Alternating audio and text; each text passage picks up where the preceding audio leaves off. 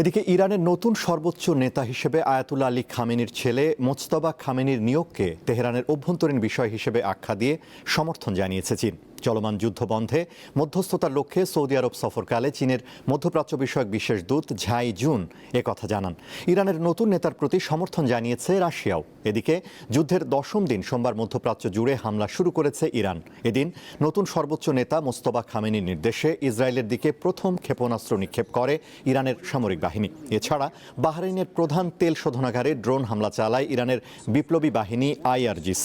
হামলা হয়েছে ইরাকে অবস্থিত দুটি মার্কিন স্থাপনাতেও।